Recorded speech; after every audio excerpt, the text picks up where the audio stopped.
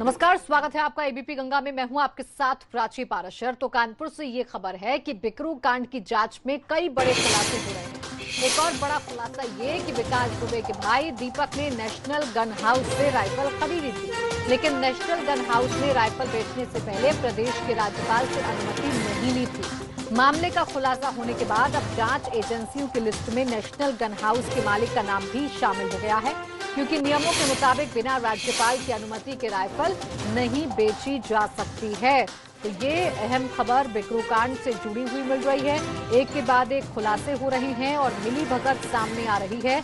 National gun house से विकास दुबे के भाई ने गन खरीदी थी। अब सवाल ये है कि राज्यपाल की बिना परमिशन के, राज्यपाल से बिना मंजूरी लिए कैसे नेशनल गन हाउस के मालिक ने राइफल बेच दी विकास दुबे के भाई दीपक को। फिलहाल अब जांच की जो सुई है वो नेशनल गन हाउस के मालिक पर भी घूम गई है और उसके मालिक को भी अब सूची में शामिल कर लिया गया है। अब पूरी तरीके से इस मामले की जांच की जाएगी। क्या मिलीभगत थी गन हाउस के मालिक की, ये भी अब जांचा परखा जाएगा और ये भी देखा जाएगा कि ऐसी कितनी राइफल हैं जो गैर कानूनी तरीके से बेची गई हैं, जो बिना परमिशन के बेची गई हैं। इन तमाम बिंदुओं पर अब जांच की जाएगी। लेकिन जैसे जैसे बिकरू कांड की जांच बढ़ रही है, वैसे वैसे बड़े और चौंकाने वाले खुलासे हो रहे हैं। एक और खुलासा ये हुआ है कि दीपक, जो कि विकास दुबे का भाई है, उसने नेशनल गन हाउस से राइफल खरीदी थी और राइफल खरीदने का नियम ये होता है कि राइफल बेचने से पहले गन हाउस का जो मालिक है उसे राज्यपाल से परमिशन लेनी होती है, मंजूरी लेनी होती है। लेकिन इस केस में ऐसा नहीं किया गया। उधर अयोध्या में बाबरी अस्पताल बनाने की खबरों का खंडन सुन्नी वक्फ बोर्ड ने कर दिया है। कहा कि सोशल मीडिया पर वायरल न्यूज फर्जी है। वायरल खबर में डॉक्टर कफील को निदेशक बनाने की बात कही गई थी। बाबर के नाम पर मस्जिद नहीं बनेगी, ये भी सुन्नी वक्फ बोर्ड ने साफ कर दिया है। सुन्नी वक्फ बोर्ड के प्रवक्ता अतर हुसैन एबीपी गंगा के साथ भी जुड़े। उन्होंने कहा कि मस्जिद का नाम रखने का कोई प्रावधान है ही नहीं। मस्जिद का नाम रखने पर अभी तक कोई विचार हुआ नहीं है। हालांकि उन्होंने कहा कि मस्जिद के साथ हॉस्पिटल जरूर बने। हमको जमीन, सरकार जमीन दे चुकी है सुन्नी वक्फ बोर्ड को माननीय सर्वोच्च न्यायालय के आदेशानुसार। लेकिन हम ये बात जरूर कहना चाहते हैं कि हमारे अयोध्या ही नहीं, पूरे देश में कहीं पर भी हम बाबर के नाम पर कोई भी चीज स्वीकार नहीं करेंगे। और हम तो सुझाव देना चाहेंगे कि जिस तरह से हमारे देश में अयोध्या में प्रभु श्री राम का मंदिर बन रहा है, जिस तरह से हमारे प्रभु श्री राम को मर्यादा पुरुषोत्तम राम भी कहा जाता है, इस तरह से मुस्लिम समाज में मोहम्मद साहब की बहुत मान्यता है। सब उनका कलमा पढ़ते हैं और उन्हें तमाम सर्वधर्म के लोग मानते हैं, मानवता के लिए जाने जाते हैं, इंसानियत के लिए वो जाने जाते हैं। तो हम तो सुझाव देंगे कि सुन्नी वक्फ बोर्ड मस्जिद का नाम मस्जिद मोहम्मद ही रखे, जिससे एक बहुत बड़ा संदेश देश में ही नहीं पूरी दुनिया में निकल कर जाएगा और सभी लोग उसको स्वीकार करेंगे। वहीं अवनीश अवस्थी ने पूर्वांचल एक्सप्रेसवे का निरीक्षण किया। एक्सप्रेसवे के निर्माण कार्यों की समीक्षा भी उन्होंने की। 8 पैकेजों में तीव्र गति से निर्माण कार्य हो रहा है। एक्सप्रेसवे का करीब 52% काम पूरा हो चुका है। योगी सरकार की महत्वपूर्ण योजना है पूर्वांचल एक्सप्रेसवे, जिसका निरीक्षण करने के लिए प्रमुख मुख्य सचिव गृह अवनीश अवस्थी पहुंचे और उन्होंने इस एक्सप्रेसवे का जायजा लिया। यहां पर हो रहे निर्माण कार्यों का जायजा लिया। आपको बता दें कि एक्सप्रेसवे का करीब 52% काम पूरा हो चुका है और तेजी से काम चल रहा है, तीव्र गति से काम चल रहा है। 8 पैकेजों में ये काम चल रहा है। महत्वाकांक्षी योजना यूपी सरकार की, जिस पर सरकार की नजर है, प्रशासन की भी नजर है और समय समय पर इसका निरीक्षण किया जा रहा है ताकि काम में कोई ढिलाई ना बरती जाए। उधर उत्तर प्रदेश में आज बीएड की परीक्षा है। पहली पाली की परीक्षा खत्म हो चुकी है, दूसरी पाली की परीक्षा शुरू हो गई है। दूसरी पाली की परीक्षा शाम 5 बजे तक चलेगी। आपको जानकारी दे दें कि पहली पाली की परीक्षा दोपहर 12 बजे खत्म हो चुकी है। प्रदेश के 73 जिलों में परीक्षा हो रही है और कोरोना मानकों को ध्यान में रखते हुए ये परीक्षा की जा रही है। सोशल डिस्टेंसिंग का पालन करवाया जा रहा है स्टूडेंट्स के जरिए। इसके साथ ही साथ मास्क पहनना अनिवार्य है और अंदर जाने से पहले स्क्रीनिंग भी छात्रों की जा रही है। उधर रामनगर में एक युवक ने कोसी पुल से छलांग लगा दी, जिसे नाजुक हालत में अस्पताल में भर्ती करवाया गया। हालांकि ये अभी तक कारण नहीं पता चल पाया है कि युवक ने किन कारणों से कोसी नदी में छलांग लगाई है। अगर आसपास के लोगों की माने तो प्रेम प्रसंग के चलते ये युवक ने आत्मघाती कदम उठाया है। लेकिन गनीमत ये रही, राहत की बात ये रही कि जब युवक कोसी नदी में छलांग लगा रहा था तो वहां पर कुछ लोगों ने उसे देखा, वो तुरंत नदी में कूदे और युवक का रेस्क्यू किया गया। फिलहाल युवक की हालत नाजुक बताई जा रही है। और बड़ी खबर अमरोहा से, कोरोना की चपेट में आ गया है गजरौला थाना। 2 दारोगा और एक महिला पुलिसकर्मी संक्रमित हैं। संक्रमण मिलने के बाद थाना सील कर दिया गया है और अब फिलहाल टेंट में चलाया जा रहा है अस्थायी रूप से थाना। तो ये बड़ी खबर आपको बता दें, उत्तर प्रदेश में नहीं थम रहा है कोरोना का ग्राफ, नहीं रुक रहा है, कोरोना बढ़ता जा रहा है। और कैसे अब ये बढ़ रहा है, अमरोहा से देखिए, गजरौला थाना जो है वहां तक पहुंच गया है कोरोना, और अब कोरोना के चलते सील कर दिया गया है गजरौला थाने को और अस्थायी रूप से टेंट में थाना चलाया जा रहा है। तो बड़ी खबर आपको बता दें, 2 दारोगा और एक महिला पुलिसकर्मी संक्रमित हुए हैं, ऐसी जानकारी मिल रही है, जिसको देखते हुए, संक्रमण के खतरे को देखते हुए थाना सील कर दिया गया है और एक टेंट में अस्थायी रूप से थाना चलाया जा रहा है। अब थाने को पहले सैनिटाइज किया जाएगा, उसके बाद ही जो सील है वो टूटेगी, सील खत्म होगा। तस्वीरें भी हम आपको दिखा रहे हैं। तो ये तस्वीरें तो थाने की हैं, जिसे पूरी तरीके से सील कर दिया गया है। इस थाने तक कोरोना पहुंच चुका है और 2 दारोगा और एक महिला पुलिसकर्मी कोरोना की चपेट में आए हैं, जिसके बाद एहतियातन इस थाने को सील कर दिया गया है ताकि कोरोना की जो चेन है वो आगे ना बढ़े और यहीं पर रुक जाए। देखिए अब किस तरीके से सैनिटाइज करने की जो प्रक्रिया है वो की जा रही है और टेंट जो है अब लगा लिया है पुलिस कर्मियों ने, ताकि काम भी चलता रहे और कोरोना का खतरा भी दूर हो जाए। अब जो फिजिकल स्क्रीनिंग है वो भी हर आने जाने वाले की जा रही है, सैनिटाइजेशन का भी पूरा ख्याल रखा जा रहा है। देखिए आपको दिखा रहे हैं कोतवाली, गजरौला। और अफसर हमारे संवाददाता फोनलाइन पर जुड़ गए हैं। अफसर, क्या जानकारी है आपके पास? देखिए, कोरोना लगातार अमरोहा जिले में बढ़ रहा है और कोरोना के जो 2 मरीज हैं, एक महिला कांस्टेबल और 2 दरोगा सहित 3 लोगों को कोरोना निकला है, जिसके बाद जो थाना गजरौला है उसे सील कर दिया गया है और जो फरियादी है उनके लिए एक तंबू का टेंट लगा दिया गया है, जहां लोगों की समस्याएं सुनी जा रही है और जो लोग आने वाले हैं बाहर से उनको सैनिटाइजर और मास्क के लिए लगातार पुलिस समझा रही है और जो थाना है वो पूरी तरीके से सील कर दिया गया है। मैडम, शुक्रिया आपका अफसर तमाम जानकारी के लिए। और अब चलिए सीधा रुख कर लेते हैं कोरोना पर हो रही यूपी सरकार की प्रेस कॉन्फ्रेंस का। सबसे ज्यादा इसका उपयोग कर रहे हैं।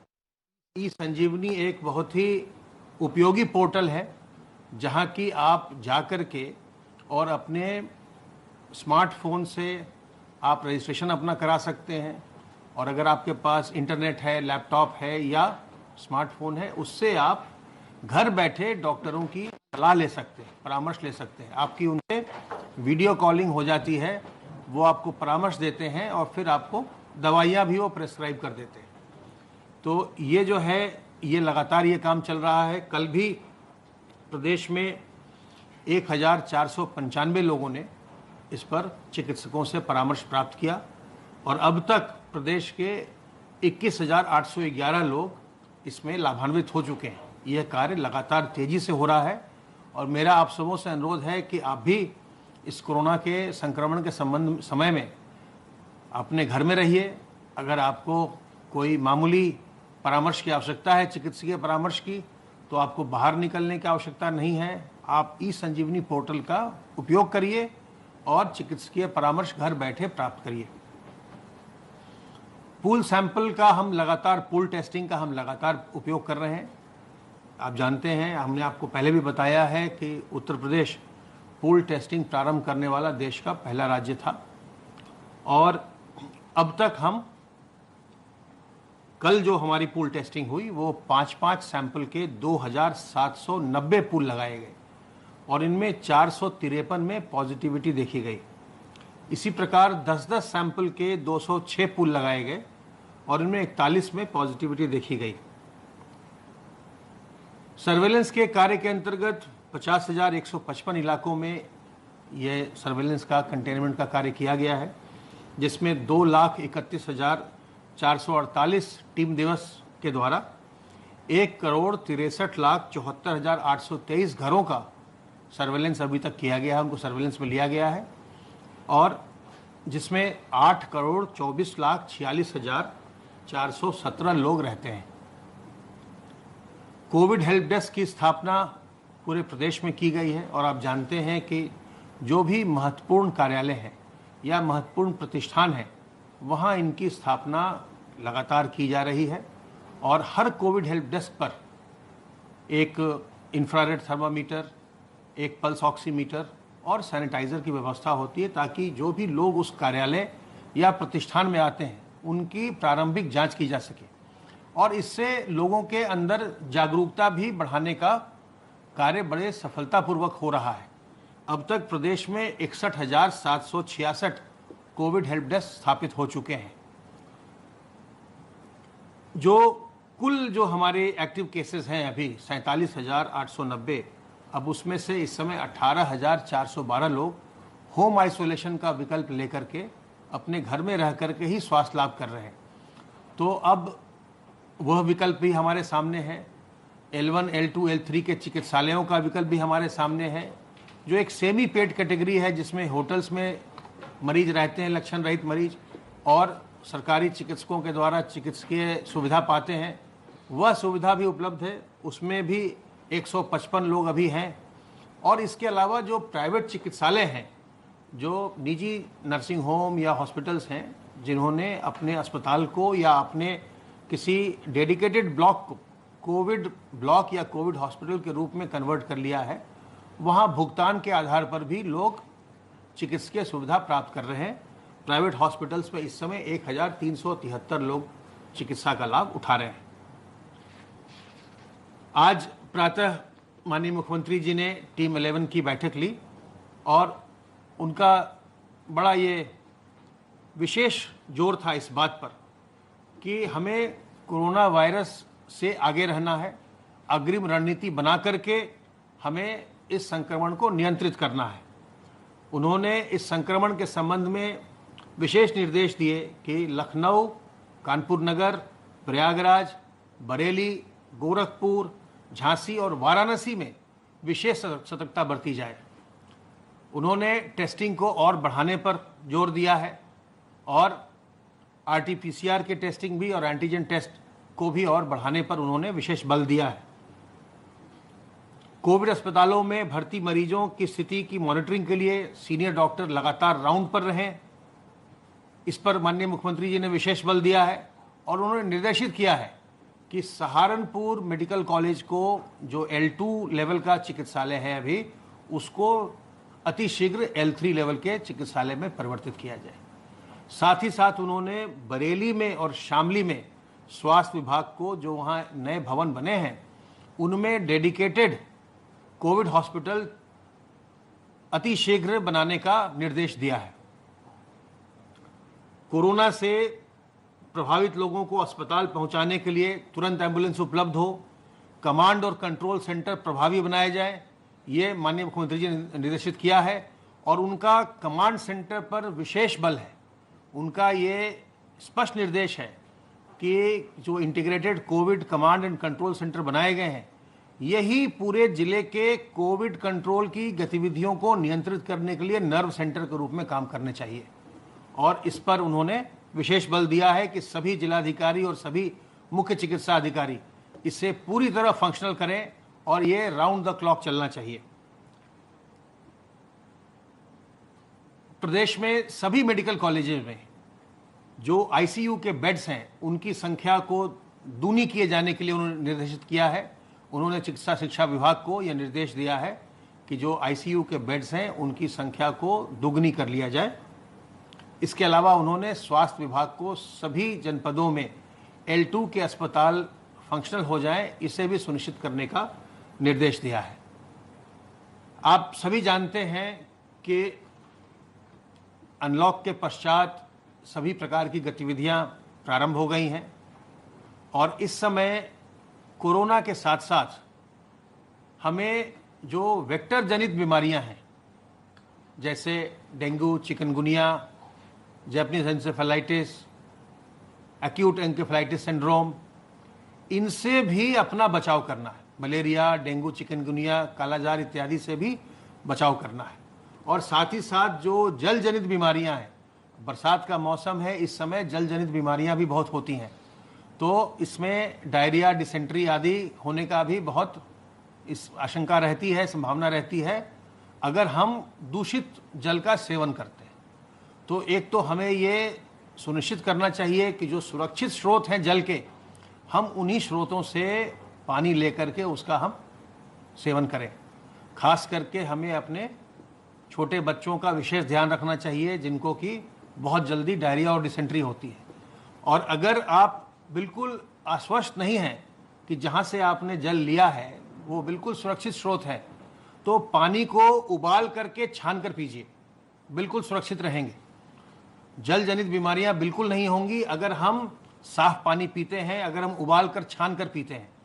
और जो वेक्टर जनित बीमारियां हैं, खास करके अब डेंगू और मलेरिया, चिकनगुनिया इत्यादि जो बीमारियां इस समय होती हैं मच्छरों के काटने से, तो ज़रूरी है कि हम ऐसे कोई कहीं हम ऐसी जगह न छोड़ें, ठहरा हुआ पानी न छोड़ें जहाँ की मच्छर ज़्यादा फैल सकें, बढ़ सकें। उसमें जो आप जानते हैं कि डेंगू के मच्छर जो हैं वो साफ पानी में ही ब्रीडिंग करते हैं। तो आपके घरों में जो कूलर हो उसके पानी को पलट दीजिए, गमले हो उसमें पानी न रहे, कोई और टायर है, कोई और बर्तन है, इसमें पानी पड़ा हुआ हो, बरसात का पानी और किस तरह पानी हो, उसको पलट दीजिए। कहीं भी पानी, ठहरा हुआ पानी रहने मत दीजिए, तो मच्छर नहीं पनपेंगे और आप सुरक्षित रहेंगे। खास करके अपने बुजुर्गों का और बच्चों का विशेष ध्यान रखिए। और कोरोना के संक्रमण में भी हमें अपने बुजुर्गों का, छोटे बच्चों का, गर्भवती महिलाओं का और जो लोग पहले से किसी बीमारी से ग्रस्त हैं उनका हमको विशेष ध्यान रखना है। जब भी हम घर के बाहर निकलें तो अपने मुंह और नाक को हम मास्क से, दुपट्टे से, रुमाल से, गमछे से ढक कर रखें। जब भी हम सार्वजनिक स्थलों पर रहें या और कहीं भी रहें तो हम 2 गज की दूरी लोगों से बरकरार रखें ताकि संक्रमण हम में ना आए, ना हमसे संक्रमण दूसरे में जाए। और अपने हाथ को साबुन पानी से बार बार साफ करते रहिए ताकि आपके हाथ पर कोई वायरस न हो जो आपके शरीर में जा सके। साथ ही साथ अपने शरीर की प्रतिरोधक क्षमता को बढ़ाइए। अदरक, काली मिर्च और इसके अर्क का, इसके जो काढ़ा है, तुलसी दल, अदरक और काली मिर्च के काढ़े का सेवन करिए। नीम की पत्ती का सुबह सेवन करिए। अजवाइन के अर्क का सेवन करिए। गिलोय के रस का सेवन करिए। गर्म पानी पीजिए और साथ में व्यायाम करिए, प्राणायाम करिए, योग करिए। इससे आपके शरीर की प्रतिरोधक क्षमता बढ़ती है। विटामिन सी भी लीजिए, नींबू का सेवन करिए। तो अगर आपके शरीर की प्रतिरोधक क्षमता अच्छी रहेगी तो संक्रमित होने के पश्चात भी आप बिल्कुल स्वस्थ हो जाएंगे। और अगर आपको ऐसा लगता है कि आप में कोई लक्षण आ रहे हैं तो उसे छुपाइए मत, बिल्कुल भी हीन भावना मन में मत लाइए। किसी प्रकार से कोई इसमें लज्जा या शर्म की बात नहीं है। ये बीमारी किसी को भी हो सकती है, चाहे वो कितना भी बड़ा व्यक्ति हो, कितना भी गरीब व्यक्ति हो, किसी भी उम्र का व्यक्ति हो, किसी भी जाति का व्यक्ति हो, किसी भी मजहब का व्यक्ति हो, किसी भी लिंग का व्यक्ति हो। ये बीमारी किसी को भी हो सकती है, इसलिए इससे हमें न तो हीन भावना लानी है, न इसमें कोई शर्म है। जैसे ही लगे कि कोई लक्षण आ रहा है तत्काल अपनी जांच करवाइए। और जो हेल्पलाइन है इसके लिए, चाहे वो सीएम हेल्पलाइन हो 1076 या स्वास्थ्य विभाग का हेल्पलाइन हो 1800 180 51 45, इन पर फ़ोन करिए। जो आपके ज़िले का हेल्पलाइन हो वहाँ फ़ोन करिए। जिला अस्पताल जाइए, अपनी जांच करवाइए और जांच में यदि संक्रमण निकलता है तो तत्काल अपनी इलाज करवाइए। जितनी जल्दी आप अस्पताल चले जाएंगे आप उतनी जल्दी सुरक्षित स्वस्थ अपने घर लौट जाएंगे। अगर कोई लक्षण नहीं है तो अस्पताल जाने की आवश्यकता भी नहीं है। अगर आपके घर पर व्यवस्था है, अगर आपके घर पर 2 शौचालय हैं, अलग कमरा आपका है, तो आप घर पर रहकर भी स्वास्थ्य लाभ कर सकते हैं। जैसा मैंने आपको बताया कि इस समय 18,000 से ज़्यादा लोग घर पर ही, जो संक्रमित लोग हैं, घर पर रहकर स्वास्थ्य लाभ कर रहे हैं। तो इसलिए कोई इसमें घबराहट की बात नहीं है, न कोई हीन भावना है, न कोई लज्जा की बात है। और अगर दूसरे किसी को होता है तो उसके प्रति हमें अपने मन में किसी प्रकार की दुर्भावना नहीं लानी है, और हमें यह समझना है कि एक संक्रामक बीमारी है, अन्य बीमारियों की तरह किसी को भी हो सकती है, और हमें उसकी मदद करनी है, उसको जांच कराने में, अस्पताल तक पहुंचवाने में हमें उसकी मदद करनी है। तो अगर हम बचाव के तरीकों को अपनाते हैं, क्योंकि इसकी अभी कोई वैक्सीन नहीं, कोई एक कारगर दवा नहीं, तो बचाव के तरीकों को अपनाकर अपने आप को संक्रमण से सुरक्षित रखना ही सबसे अच्छा तरीका है। तो हम अपने आप को सावधानी से बचा सकते हैं, और सावधान रहकर, सतर्क रहकर हम दूसरों को भी संक्रमित होने से बचा सकते हैं। तो हम घबराएं नहीं, हम सतर्क रहें, और सतर्क रहिए, स्वस्थ रहिए, प्रसन्न रहिए।